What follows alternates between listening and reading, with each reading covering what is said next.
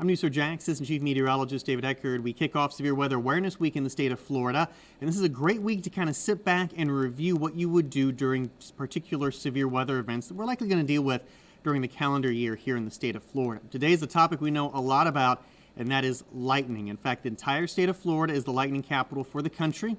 The state of Florida receives more lightning strikes than even some larger states like Texas and California per square mile. In fact, the entire lightning capital of the United States is located just outside Disney World in the western suburbs of Orlando during the year 2022. But to understand why lightning is so prolific here in the region, you have to understand how lightning actually forms. And to get that, we have to understand the difference between negative and positive charges. So the ground normally carries a positive charge with it, and the base of the cloud carries a negative charge. They begin to form an attraction, and electrons begin to form their way down in what we could know as a stepped ladder. The next step is these ladders continue to work their way southward, and now the positive charges begin to lift their way northward. They become more and more attracted to those negative charges. This almost always grows on taller objects like buildings, trees, antennas. Those are the key areas. Things that are tall have a higher likelihood of getting struck. Eventually, the leader and the streamer will merge, and then we begin to see an electrical current that gets going. When these currents combine, that's when we get lightning, and the return stroke travels about 60,000 miles per second.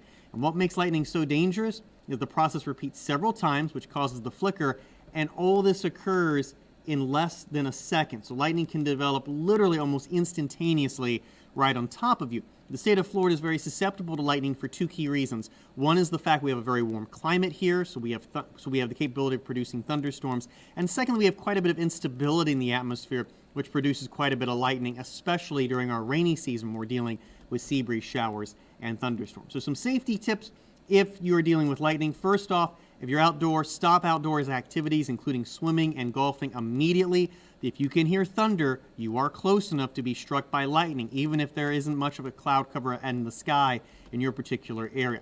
You want to seek shelter in an enclosed building. Sometimes you'll see those little pavilions or shelter houses.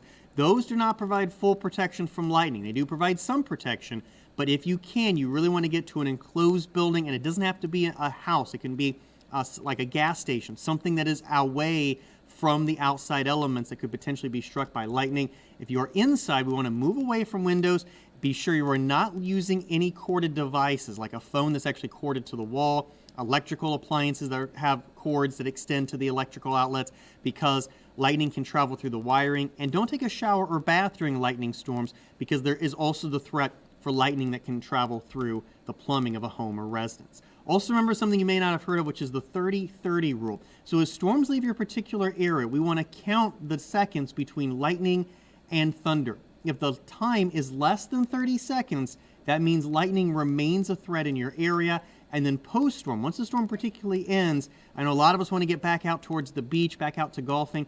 We want to wait a full 30 minutes before the last rumble of thunder, the last lightning strike, before going outside to completely verify that the threat for lightning is ended in your particular area. These tips will make a big difference as we head into the peak of our lightning season, which will occur in the summer and early fall.